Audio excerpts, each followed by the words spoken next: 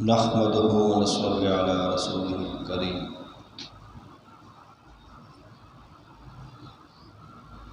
میرے عزیز ساتھیوں،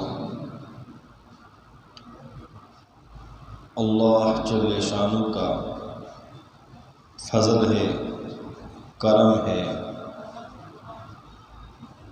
اللہ جل شانہ کی بے انتہا نعمتوں کا ظہور ہے۔ جتنا بھی اللہ کا شکر ادا کیا جائے اتنا کم ہے۔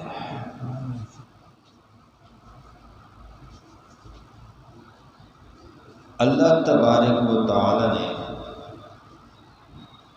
پوری کائنات کو تخلیق فرمایا،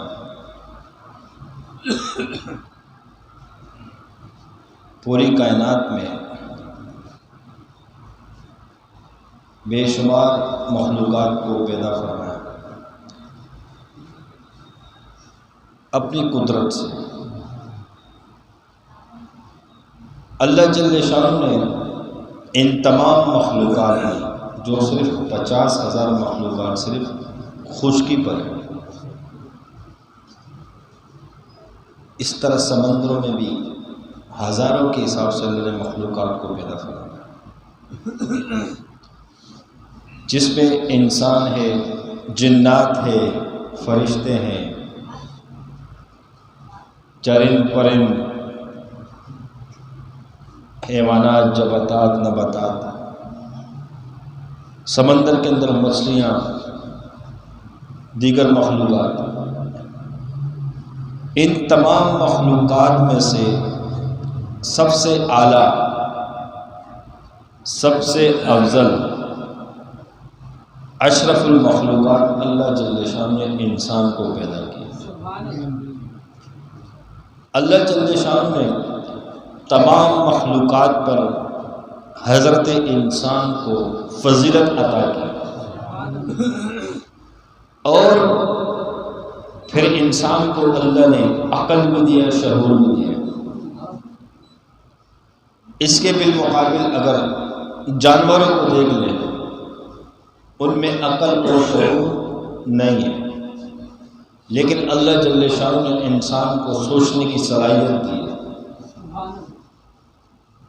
سونگنے کی، کھانے کی، سننے کی، چلنے کی، تمام ہر قسم کی صلاحیت سے، عقل شعور کی صلاحیت سے اس انسان کو اللہ جل شانہ نے نوازا ہے۔ اب یہ اشرف المخلوقات کیوں ہے؟ کیونکہ ذمہ ایک کام ہے، اور قیامت کے روز جو پیشی ہونی ہے، جنات اور انسان اللہ کی بارگاہ میں قیامت کے روز ان کو پیش کیا جائے گا، حساب کتاب دیا جائے گا، جزا اور سزا کا دن کا تعین ہے۔ جس سے اللہ راضی ہو گئے اس کو جنت میں داخل فرما دیں گے ہمیشہ ہمیشہ کے لیے، اور ہمیشہ والی زندگی جو ہے وہ نہ ختم ہونے والی ہے۔ امام غزالی رحمۃ اللہ نے اس کی ایک مثال دی، فرماتے ہیں کہ پوری کائنات، ساتوں آسمانوں کو، ساتوں زمینوں کو رائی کے دانے سے بھر دیا جائے، 1000 سال بعد ایک پرندہ ہے، ایک دانہ اس میں سے اٹھا لے، پھر 1000 سال گزرنے کے بعد پھر ایک پرندہ ہے، دانہ اٹھا لے۔ ممکن ہے ایک دن آئے گا کہ پوری کائنات سے وہ رائی کے دانے ختم ہو جائیں گے، لیکن آخرت کی زندگی ایسی ہے کہ اس میں ختم ہی نہیں ہوگی، پھر اس میں موت بھی نہیں ہوگی، اللہ موت کو بھی موت دے دیں گے، یعنی آخرت کی زندگی وہ ختم ہونے والی نہیں ہے۔ اب جس نے اللہ کو ناراض کیا اس کا ٹھکانہ جان، جس سے اللہ راضی ہوا۔ میری ساتھ اب میرا اور آپ کا انتخاب اسی مقصد کے لیے ہے کہ ہم اللہ جل شانہ کو راضی کریں، اللہ اس کے بدلے میں ہمیں جنت داخل جنت دے دے، جنت میں داخلہ دے دے، اور جنت میں اللہ جل شانہ میزبان ہوں گے اور جو جنتی ہوں گے وہ مہمان ہوں گے۔ علماء کرام سے ہم سنتے ہیں کہ جنت میں اللہ جل شانہ اپنا دیدار کرائیں گے،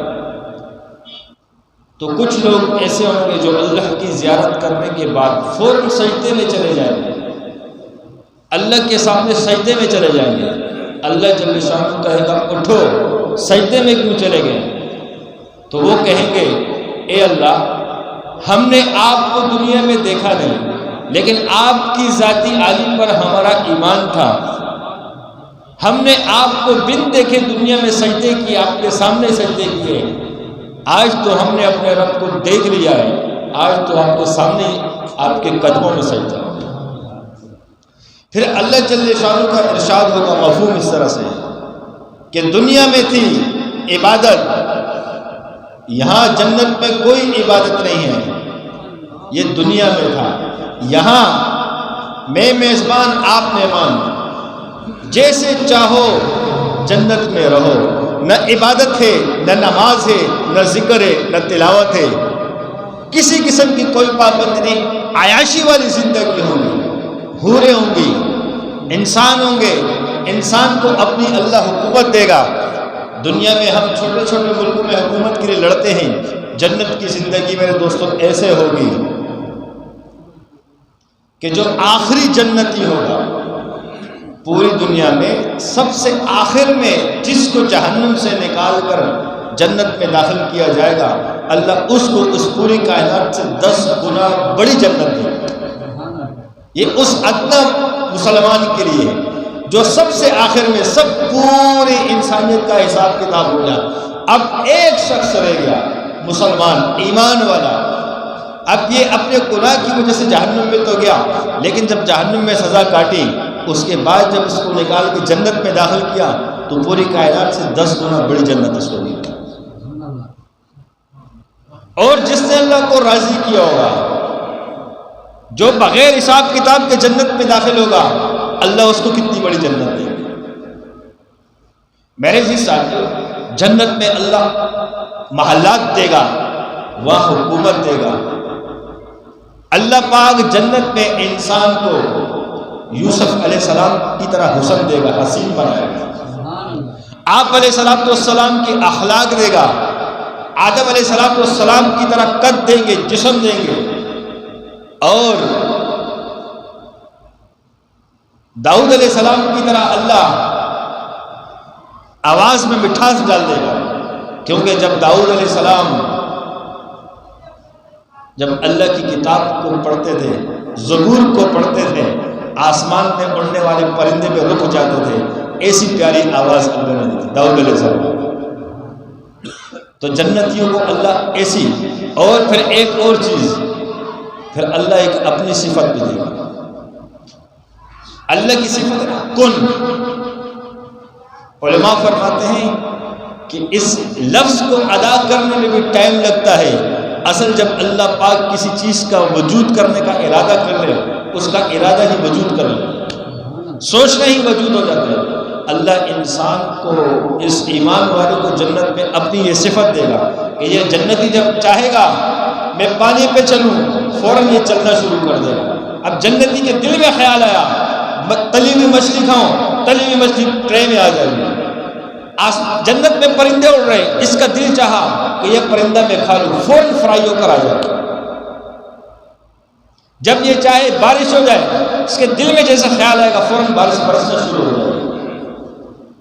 اور یہ زمین پہ کھڑا ہو، جیسے یہ سوچے گا کہ میرے نیچے کاش پانی کی نہر ہو اور میں اس کے اوپر کھڑا ہوں، فوراً زمین ختم ہو جائے گی، پانی کی نہر نیچے چلنا شروع ہو جائے گی۔ اللہ ایسے صفات دے گا۔ آخرت کی زندگی بڑے مزے والی ہے، آخرت کی زندگی۔ میرے جی ساتھیوں، صحابہ نے دنیا کی زندگی پر آخرت کی زندگی کو ترجیح دی۔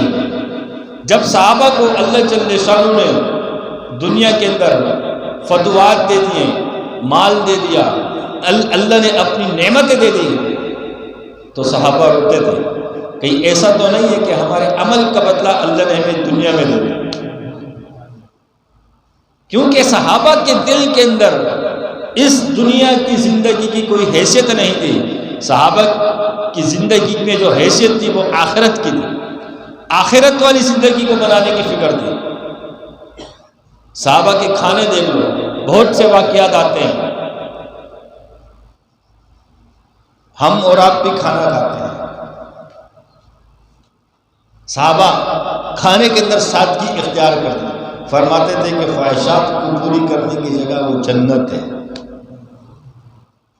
دنیا میں خواہشات پوری نہیں ہو سکتی، انسان دنیا تو آزمائش کی جگہ ہے، اللہ کو راضی کرنے کی جگہ ہے، امتحان کی جگہ ہے، آخرت کی زندگی ہے وہ عیاشی والی ہے، خواہشات والی ہے۔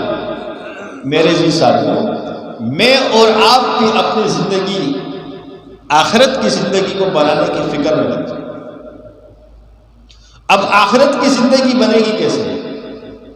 اللہ کے ہر حکم کو نبی کریم صلی اللہ علیہ وسلم کے مبارک طریقے سے پورا کرنا زندگی بن جائے گی۔ میرا اور آپ کا اٹھنا بیٹھنا چلنا پھرنا یہ سب حضور صلی اللہ علیہ وسلم کے مبارک طریقوں کے مطابق ہوگا۔ ہمارے گھر کے نظام، ہماری معاشرت، ہماری تجارت، ہماری ملازمت، ہماری سیاست، ہماری حکومت، ہمارے جتنے بھی زندگی کے شعبے ہیں سب کے اندر حضور صلی اللہ علیہ وسلم کے مبارک طریقے زندہ ہوں۔ ہم اپنے رسم و رواج کو چھوڑ دیں، خاندانی رسومات کو چھوڑ دیں، اس کی جگہ میں اور آپ علیہ الصلوۃ والسلام کے مبارک طریقوں کو ترجیح دیں، اور میں اور آپ سوچیں کہ آپ علیہ الصلوۃ والسلام اس امت کے محسن ہیں، آپ علیہ الصلوۃ والسلام کی اس امت پر احسانات ہیں۔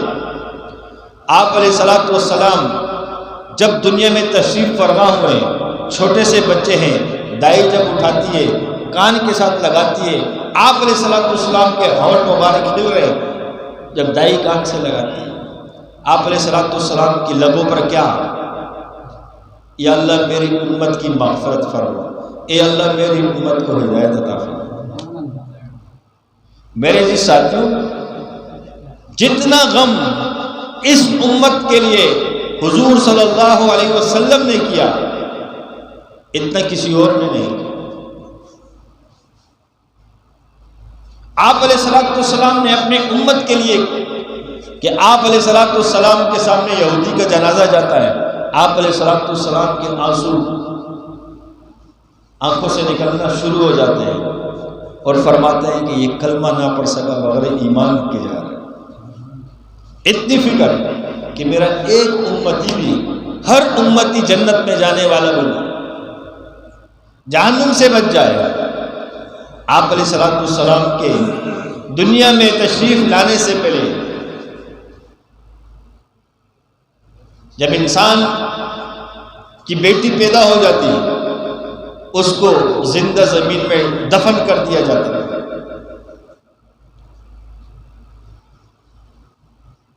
میرے جی ساتھیوں، جب کسی کے باپ کا انتقال ہو جاتا تھا تو بیٹے کہتے تھے یہ ساری وراثت ہمیں مل گئی ہے، تو وہ اپنی ماں کو بھی وراثت سمجھ کے وہ لے لیتے تھے۔ آپ علیہ الصلوۃ والسلام کی برکت سے، کیونکہ آپ علیہ الصلوۃ والسلام کو اللہ جل شانہ نے پورے عالم کے لیے رحمت بنا کر دیا کہ آپ علیہ الصلوۃ والسلام کی برکت سے اللہ تبارک و تعالی نے اس بچی کو زندگی دے دی، اس کو اپنا حق دے دیا۔ جہالت کا دور تھا، جہالت ختم ہو گئی کیونکہ علم آیا، تاریکی ختم ہو گئی، روشنی آنا شروع ہو گئی۔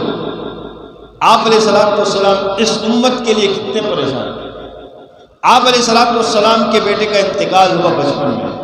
اما عائشہ رضی اللہ تعالیٰ عنہ فرماتی ہیں، عرض کرتی ہیں یا رسول اللہ اللہ جل شانہ نے ہر نبی کی ایک دعا قبول ضرور کی ہے، کسی کو رد نہیں کیا۔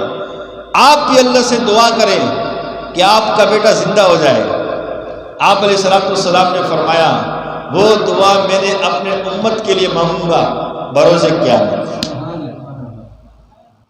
ہم اپنی اولاد کو ترجیح دیتے نا، لیکن آپ علیہ السلام نے امت کو ترجیح دی کہ وہ دعا میں کہاں مانگوں گا؟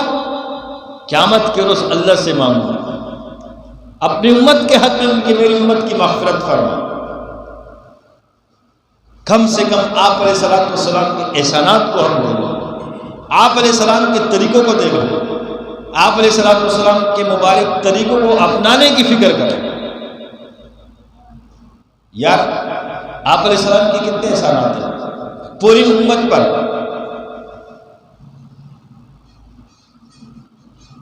اللہ اکبر، جبرائیل علیہ السلام آتے ہیں، عرض کرتے ہیں یا رسول اللہ باہر دروازے پر موت کا فرشتہ کھڑا ہے، اندر آنے کی اجازت چاہتا ہے۔ آپ علیہ السلام نے فرمایا اجازت ہے۔ فرشتہ اندر داخل ہوتا ہے، پہلے سلام عرض کرتا ہے، پھر فرماتے ہیں یا رسول اللہ جل شانہ نے بھیجا ہے، میرا محبوب آنا چاہے تو لے کر آنا، نہ آنا چاہے روک کر آنا اور پوچھنا۔ فرمایا یا رسول اللہ نے بھیجا ہے، اب آپ کی مرضی ہے۔ آپ علیہ السلام نے فرمایا میں بعد میں بتاؤں گا، پہلے جاؤ میرے اللہ سے پوچھ کر آؤ کہ میرے بعد میری امت کا کیا ہو۔ وہاں بھی کس کو یاد کیا جا رہا ہے؟ میرے بعد میری امت کا کیا ہو۔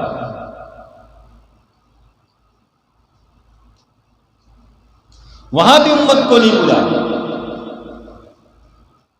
آپ علیہ السلام کی دعائیں نہ ہوتی، میں اور آپ اگر نافرمانی کرتے یا تو خنزیر بن جاتے یا تو بندر بن جاتے۔ جیسے بنی اسرائیل میں اللہ جل شانہ نے منع کیا کہ ہفتے کے روز مچھلی مت پکڑنا، ہیلوں سے جمعے کو تیاری کر لیتے تھے، مچھلیاں پکڑ لیتے تھے۔ اللہ جل شانہ نے عذاب نازل کیا، سب کی شکلوں کو بندر کا بندر بنا دیا۔ یہ تو آپ علیہ السلام کی دعاؤں سے میں اور آپ بچے ہوئے، ورنہ ہم جس طریقے سے اللہ کو ناراض کرتے ہیں ہمیں معلوم ہے۔ آپ علیہ السلام کی دعا نہ ہوتی، آسمان سے ہم پر پتھر برستے، انگارے برستی، جیسے قوم عاد پر برسی، قوم سمود پر برسی۔ اللہ کی کسی کے ساتھ رشتہ داری نہیں ہے، لیکن اللہ کی محبوب صلی اللہ علیہ وسلم کی دعائیں ہیں پیچھے۔ آپ علیہ السلام کے کتنے احسان ہیں۔ اور قیامت کا روز ہوگا، ہر شخص، ہر نبی کہے گا یا رب نفسی نفسی، تمام لوگ کہیں گے یا رب نفسی نفسی، لوگ پریشان ہو جائیں گے، لوگ پریشان ہو کر نبیوں کے پاس بھاگنا شروع کریں گے کہ اللہ سے کہو کہ وہ ہم حساب کتاب شروع کر دے، ہم سے تکلیف برداشت نہیں ہو رہی ہو۔ تو وہاں مشورہ دیا جائے گا کہ جاؤ آدم علیہ السلام کے پاس جاؤ۔ جب وہ آدم علیہ السلام کے پاس لوگ جائیں گے، آدم علیہ السلام کی زبان پر یہی صدا ہوگی یا رب نفسی نفسی۔ جب لوگ ابراہیم علیہ السلام کے پاس جائیں گے، یہی زبان پر صدا ہوگی یا رب نفسی نفسی۔ موسیٰ علیہ السلام کے پاس جائیں گے، جس نبی کے پاس جائیں گے یہی زبان پہ ہوگا یا رب نفسی نفسی نفسی، یا اللہ میری جان بچا، یا اللہ میری جان بچا۔ وہاں میرا اور آپ کا نبی ہوگا، اللہ کا محبوب ہوگا، جس کی زبان پہ یہ صدا ہوگی یا رب امتی امتی امتی۔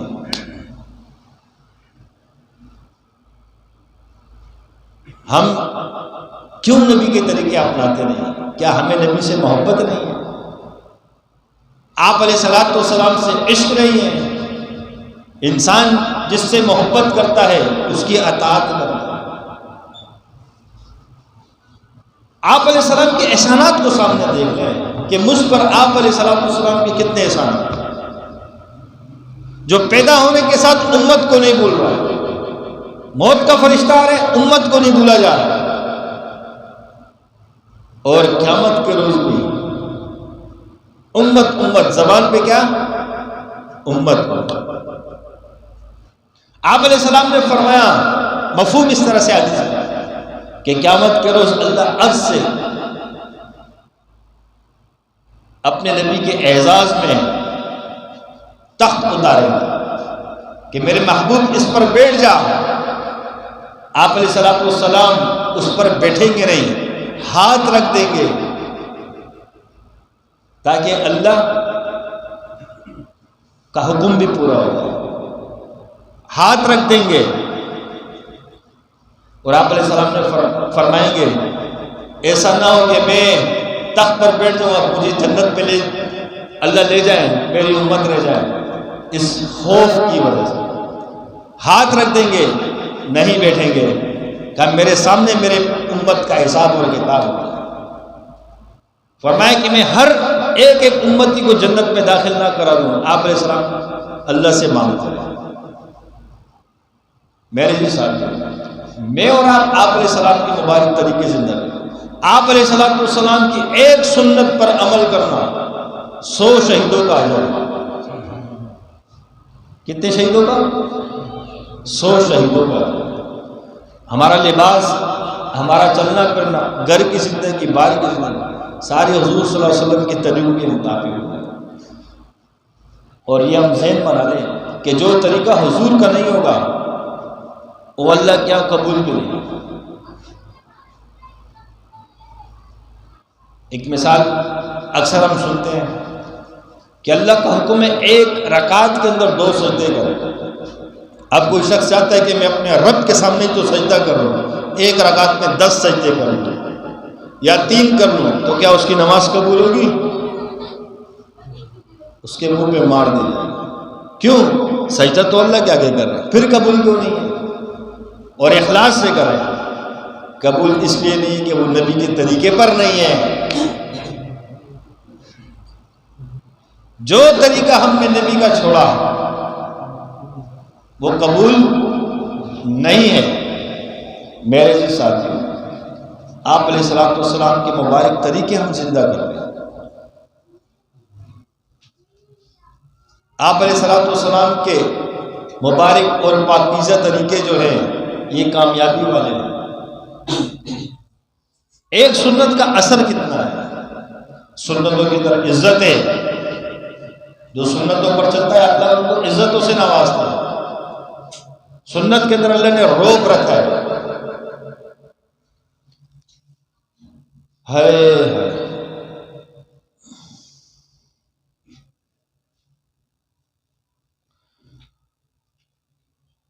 عمر فاروق رضی اللہ تعالیٰ کے دور کے اندر 1 سالی کا وقت آیا۔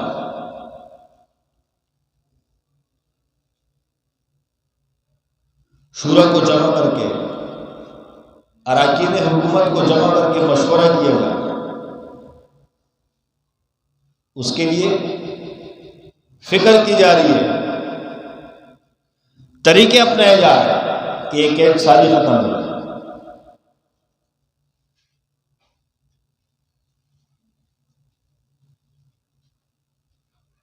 ایک صحابی رات میں سوئے ہوئے، آپ علیہ السلام کی زیارت ہوتی ہے۔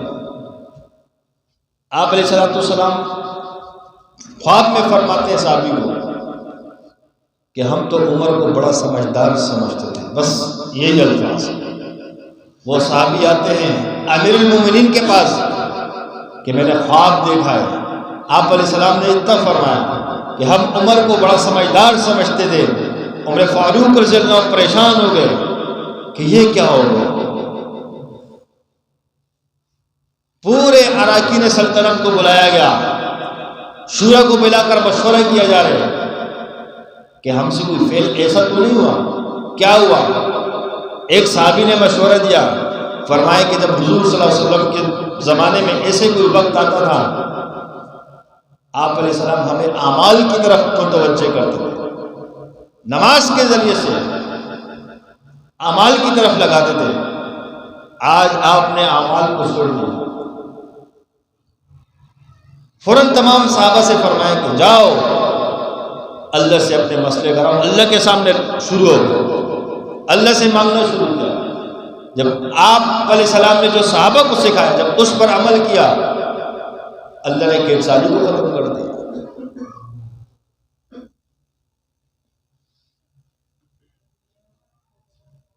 ایک جنگ کے اندر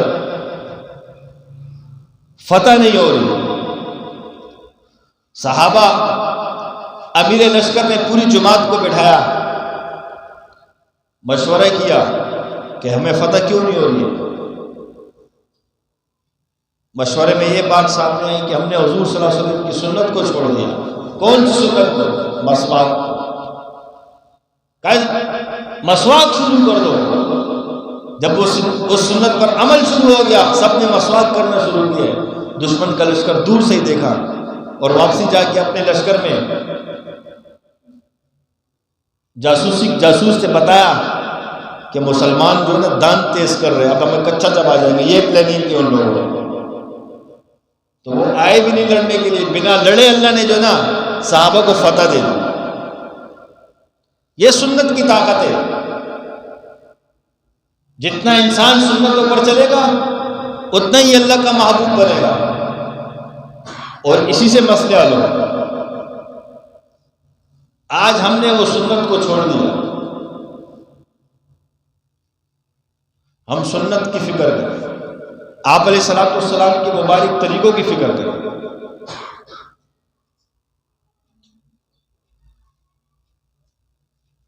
میرے جی ساتھیوں، اللہ تبارک و تعالیٰ نے مجھے اور آپ کو سلسلہ نقشبندیہ شاذلیہ سے منسلک کیا۔ ہمارے سلسلے کا ذکر بھی صحابہ کے طریقے پر ہے۔ صحابہ چلتے پھرتے ذکر کرتے تھے۔ اللہ نے ہمیں اس دور میں ہمارے شیخ کے ذریعے سے وہ ہمیں نصاب دے دیا، وہ ذکر دے دیا، چلتے پھرتے کرو۔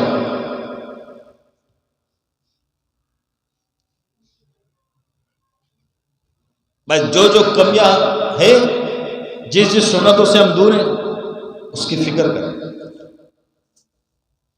گھر میں بچہ پیدا ہونے سے لے کر موت تک تمام زندگی، تمام چیزیں ہماری سنت پر ہیں، شریعت کے مطابق ہیں۔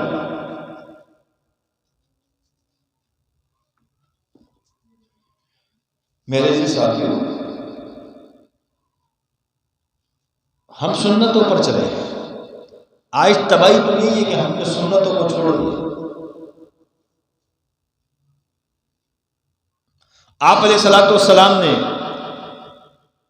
امت کو دعائیں سکھائی ہے ہر موقع محل کے اعتبار سے۔ آج ہماری پریشانی کیوں کہ ہم دعائیں نہیں پڑھتے۔ کپڑا پہننے کی دعا، کپڑا اتارنے کی دعا، باتھ روم میں داخل ہونے کی دعا، باہر نکلنے کی دعا، جب کھانے پر بیٹھے کیا پڑھیں، جب کھانا ختم کرے کیا پڑھیں، جب کھانا شروع کرنے سے پہلے دعا بھول جائے تو بیچ میں کیا پڑھیں۔ یہ سب سنت طریقے ہم نے چھوڑ دیے۔ انسان سفر میں چلتا ہے تو کون سی سنت اپنائے، کون سی دعاؤں کا اہتمام کرے۔ کسی بستی میں داخل ہو تو کون سی دعاؤں کا اہتمام کرے۔ سورج طلوع ہو کون سی دعا پڑھنی چاہیے۔ میرے جی ساتھیوں، ہم نے ان سنتوں کو چھوڑ دیا۔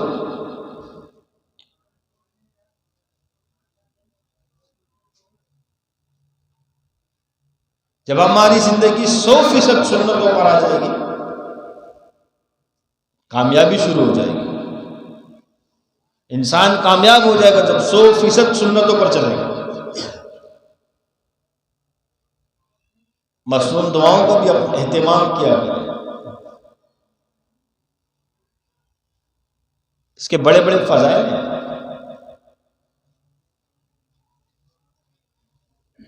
حدیث میں آتے ہیں کہ جو ایک مرتبہ سونے سے پہلے آیت الکرسی پڑھتا ہے، اللہ جل شانہ ایک فرشتہ نازل کرتا ہے، اس کے سر کے پاس کھڑا ہوتا ہے پوری رات اس کی حفاظت کرتا ہے۔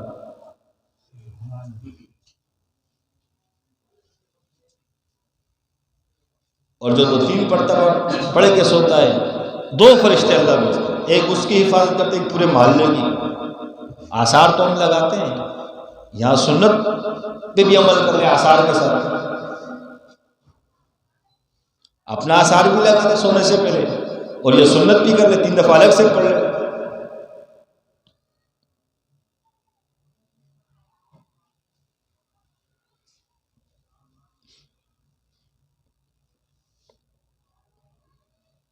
حدیث کا مفہوم ہے کہ جب انسان گھر میں داخل ہونے کی دعا پڑھتا ہے اور اس کے بعد سلام کرتا ہے، گھر سے شیاطین بھاگ جاتے ہیں۔ جب اس سنت پر عمل کریں گے تو شیاطین خود بخود بھاگنا شروع ہو جائیں گے۔ اور داخل ہونے کے بعد سلام کرنے کے بعد جو ایک مرتبہ آیت الکرسی پڑھتا ہے، گھر سے محتاجی ختم ہو جاتی ہے، بے برکتی ختم ہو جاتی ہے، رزق میں برکت آ جاتی ہے، محتاج نہیں رہتا۔ جب ان سنتوں پہ عمل کریں گے تو مسائل حل ہوں گے۔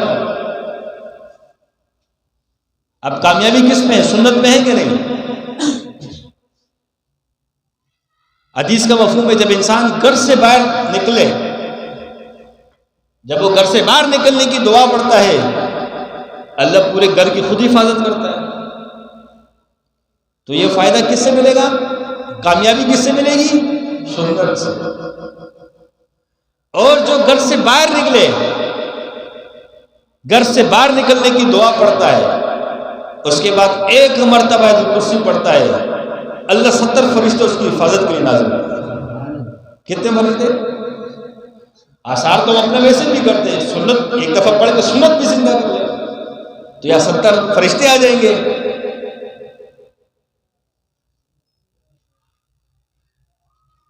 بھائی آثار تو اسی کرتے ہیں نا، دوسرے پڑھتے، سنت بھی زندہ کرتے ہیں۔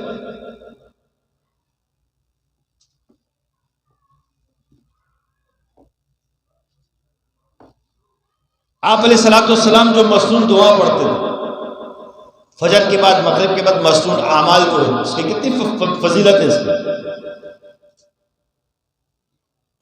ڈینگی ہو گیا، یہ ہو گیا، ہم نے سنتوں کو چھوڑ دیا۔ جب ہوتا ہے ڈینگی،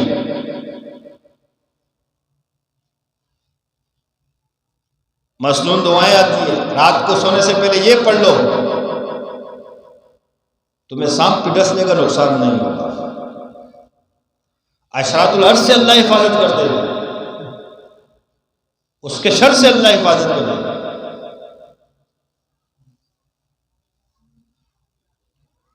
میرے جی ساتھ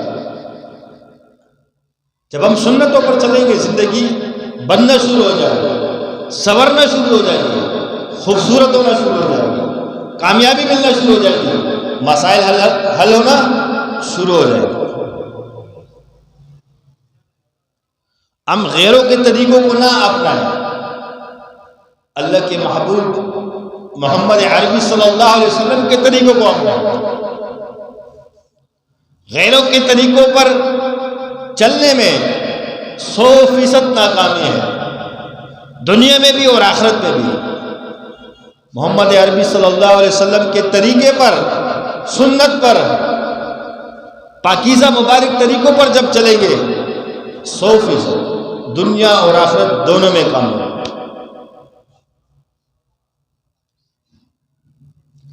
آپ علیہ الصلوۃ والسلام سنت طریقے، رات کو سو سیدھے کروٹ، تو سائنس بھی کہتی ہے جب انسان الٹے کروٹ سوتا ہے تو اس کا دل نیچے آتا ہے، دل پہ زور پڑتا ہے تو ہارٹ اٹیک بھی ہو سکتا ہے۔ آپ علیہ السلام نے وہ طریقے بتلا دیے جس کے اندر دنیا کا بھی فائدہ ہے، آخرت کا بھی، اور سنت کر کے عمل کرنا 100 شہیدوں کا اجر بھی۔ ہمیں سنتیں پتہ نہیں ہیں، ہم سیکھیں اس کو۔ ایک پانی پینے میں کتنی سنتیں زندہ ہوتی ہیں۔ پانی تو انسان کی ضرورت ہے، لیکن یہ پانی بھی عبادت۔ جیسے حضرت علی رضی اللہ تعالیٰ عنہ سے ایک یہودی نے پوچھا کہ آپ کی عبادت کتنے گھنٹے ہے، کتنی عبادت کرتے ہو؟ فرمایا کہ ہم 24 گھنٹے عبادت کرتے ہیں۔ یہودی پریشان، یہودی نے پوچھا اس میں آپ کھاتے نہیں ہو، پیتے نہیں ہو، سوتے نہیں ہو؟ حضرت علی رضی اللہ تعالیٰ نے فرمایا ہم کھاتے بھی ہیں، پیتے بھی ہیں، حضور کے طریقے پہ کرتے ہیں، سب عبادت ہے۔ جو شخص رات کو نبی کے طریقے پہ سویا، پوری رات سونا عبادت ہے۔ جو صرف اپنی حاجت کے لیے گیا، حضور صلی اللہ علیہ وسلم کے طریقے پہ گیا، وہ بھی عبادت ہے۔ انسان کھانے پہ بیٹھا، نبی علیہ الصلوۃ والسلام کے طریقے کو زندہ کیا، وہ کھانا بھی عبادت بن گیا۔ انسان پانی پیتے ضرورت ہے، کھانا ضرورت ہے، لیکن یہ بھی عبادت ہوگا۔ ایک پانی پینے پہ کتنا ثواب ہے؟ ایک ہے ضرورت پوری کرنا، گڑگڑ پی لیا، اور ایک ہے سنت پورا کیا، اب اجر کتنا؟ ایک سنت میں کتنا اجر ہے؟ 100 شہید ہو۔ سیدھے ہاتھ میں پکڑنا سنت، بیٹھنا دوسری سنت، کتنی سنت ہو گئی؟ 2۔ بسم اللہ پڑھنا تیسری سنت، دیکھنا چوتھی سنت، 3 سانسوں میں پینا 5ویں سنت، اور پینے کے بعد الحمدللہ کہنا 6ٹھی سنت۔ 6 سنتیں زندہ ہو گئی، 600 شہیدوں کا اجر ملا ایک پانی پینے پہ، اور پانی پینا ضرورت تھی، عبادت بن گیا۔ اور دنیا کا فائدہ کیا ہوا؟ اکثر لوگ رات کو اٹھ کے پانی پیتے، پہلے زمانے میں کنویں سے نکال کے پیتے تھے، اگر اس کے اندر چھپکلی ہو، بچھو ہو، کیڑا مکوڑا ہو، جب وہ پانی کو دیکھے گا نظر آ جائے گا، ہلاکت سے بچ جائے گا۔ یہ سنت کی طاقت ہے۔ سنت طریقہ کیا ہے کہ جب جوتے پہنو اس کو پہلے چھانٹی کر کے، یعنی اس کو ہلا کے ڈھک، کیا کہتے ہیں اس کو، جھاڑ کر اس کو پہنو۔ اگر اس کے اندر بچھو ہو، کوئی زہریلا چیز ہو، اب وہ سنت زندہ کیا ضرورت کے لیے اپنے، لیکن وہ سنت کیا بن گیا؟ عبادت بن گیا، اور ہلاکت سے بچنے کا ذریعہ بن گیا۔ دنیا کا بھی فائدہ ہو۔ ہر شخص سے موٹر سائیکل رکھی ہے، گاڑی رکھی ہے، اس کو ضرورت سمجھ کے رکھا ہے، ہم اس کو سنت سمجھ کے رکھیں۔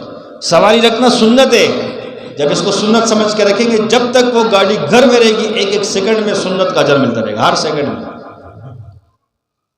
بھائی ضرورت ہے نا، کسی نے بائک رکھی ہے، کسی نے موٹر کار رکھی ہے، کسی نے ہائی ایکس رکھی ہے، کسی نے کون سی گاڑی رکھی ہے، کسی نے پراڈو رکھی ہے، ضرورت کے لیے۔ جب اس میں نیت کر لی کہ میں نے سنت پہ عمل کر رہا ہوں، سواری رکھنا سنت ہے، میں سنت پوری کر رہا ہوں، تو اس کی ضرورت بھی پوری ہو رہی ہے، اور گاڑی رکھنا بھی عبادت بن گیا، اجر بھی ملے گا، ہر سیکنڈ سنت لکھا جائے۔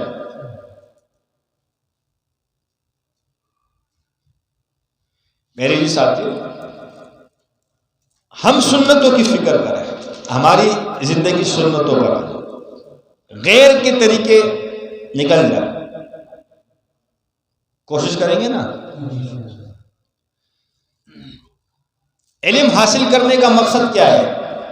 کہ نبی علیہ الصلوۃ والسلام کے طریقے کے مطابق زندگی بن جائے، امت کو بنانے کی فکر بن جائے، ان کو حضور صلی اللہ علیہ وسلم کے اعمال علم سکھایا جائے، یہ مدرسے کا مقصد ہے۔ خانقاہوں کا مقصد بھی ہے کہ انسان کا چلنا پھرنا نبی علیہ الصلوۃ والسلام کے طریقے پر ہو، یہی تبلیغ والوں کا مقصد ہے، یہی مجاہد کا مقصد ہے، اور یہی سیاست کا مقصد ہے کہ وہ نظام پورے ملک کے اندر آ جائے جو حضور کا نظام ہے۔ ہر شعبے کا یہ مقصد ہے، اللہ کی رضا، حضور کا طریقہ۔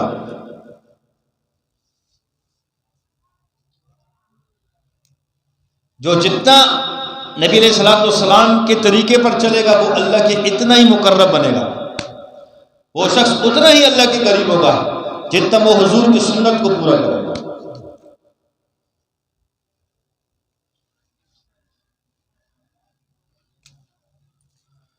میرے جی ساتھیو، جتنی ہم سے سنتوں میں ناقدری ہو گئی، دوری ہو گئی، چاہے جان بوجھ کر ہو، چاہے ناسمجھی میں ہو، چاہے غلطی ہو، ہم اس پہ استغفار کریں۔ اور آپ علیہ السلام کے احسانات کو دیکھ کر، آپ علیہ السلام کی مبارک شان کو دیکھ کر، آپ علیہ السلام اور اللہ نے بھی شرط لگائی کہ مجھ تک پہنچنا ہے میرے حبیب کے طریقے سے آ، ورنہ نہیں آ سکتے۔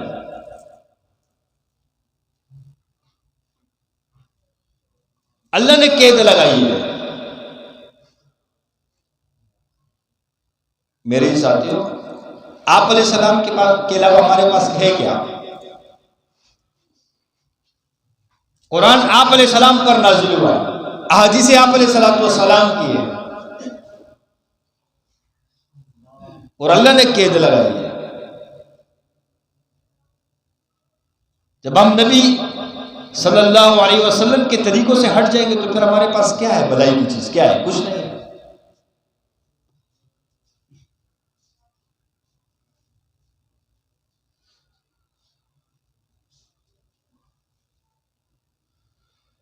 میرے ساتھیوں، ہم اس غم اور فکر میں لگ جائیں۔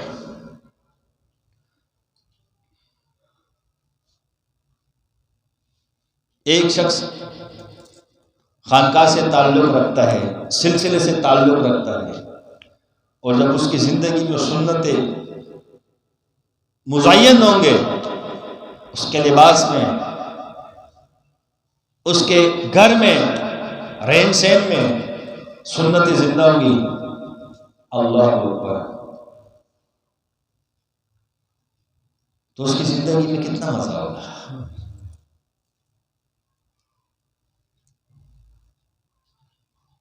اور سنتوں پر چلنے سے آپ علیہ السلام سے تعلق بنے گا، محبت بنے گی، قرب بنے گا اور عشق بنے گا۔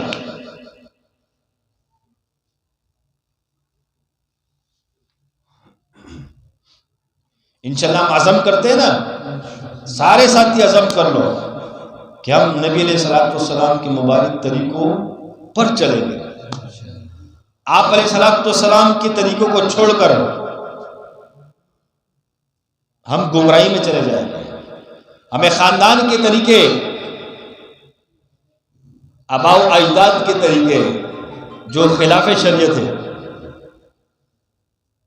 جو ہمارے معاشرت میں بن چکے ہیں، جو ملک میں بن چکے ہیں، قوم میں بن چکے ہیں، ہمیں ان پر نہیں چلنا، ہمیں اپنے آقا کالے کملے والی محمد عربی صلی اللہ علیہ وسلم کے طریقوں پر چلنا، یہ عزم کرنا۔ ہمارا اوڑھنا اور بچھوڑنا، جینا اور مرنا، چلنا اور پھرنا، کھانا اور پینا، جاگنا اور سونا ہے، یہ سب آپ علیہ السلام کے سنتوں سے، آپ علیہ السلام کے مبارک طریقوں سے مزین ہو جائے۔ ہم اپنی زندگی کو خوبصورت بنائیں حضور صلی اللہ علیہ وسلم کے طریقوں سے، بنائیں گے نا انشاءاللہ؟ ساتھی آسان